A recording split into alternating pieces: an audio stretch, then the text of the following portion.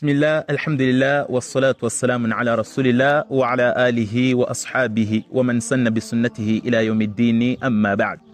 Nihashimwe kana singizwe Allah subhanahu wa ta'ala umugenga buri kimwe. Imana yo twikingaho ngiturinde inabi imitima yacu. Imana yo dusaba inkunga ya buri munsi.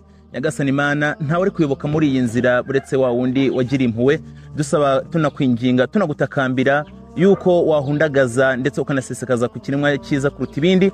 Icyo nta kindi kiremwa buretse n'Imana Muhammadin sallallahu alaihi wasallam ndetse nabiwe n'abasangira ngendo be n'abamukurikiye ndetse n'abazakomeza kumukurikira. Dusaba Allah subhanahu wa ta'ala ko nje nawe yabasha kudushyira muri abangaba babashe gukurikira umurongo twazaniwe n'intumwa yacu Muhammadin sallallahu alaihi wasallam.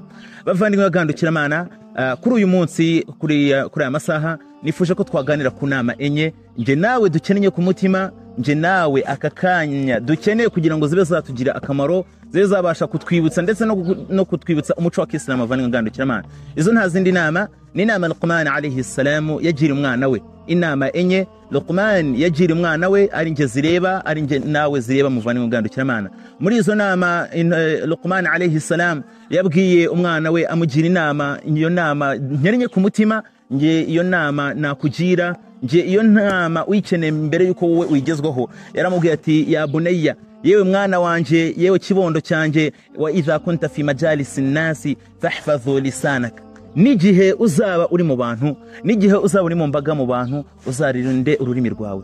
Ntuzapfe kuvuga udahawe ijambo, ntuzapfe kuvuga yuko icyo ushatse cyose. Muvandimwe mwana wanje, aramubwira ati nanone wa idha kunta fi bayuti nasi fahfadhu basaraka, nigihe uzaba uri mu nzu y'abantu, nigihe uzaba winje mu nzu y'umuntu, cyangwa se igihe uzaba hawe karibu mu nzu y'umuntu, uramenye uzarinda amaso yawe. Ntuzinjire ngo urebaguzwe hirya no hino, ntuzinjire ngo ujye kubarura buri kamwe agatonya na kanini usanze mu nzu y'abandi. Bavandimwe gandukira Imana, arongera aramubwira ngo wa idha kunta fi maida, nigihe uzaba uri ku meza. Muvandimwe mwana wanje, nigihe uzaba uri ku meza fahfadhu batanaka, uzarinde iki? Uzarinde inda yawe, uzarinde ameza yawe. Ntuzapfe kurya ngo wuzuze inda yawe, ntuzapfe kurya ngo urengere mu kurya kwawe.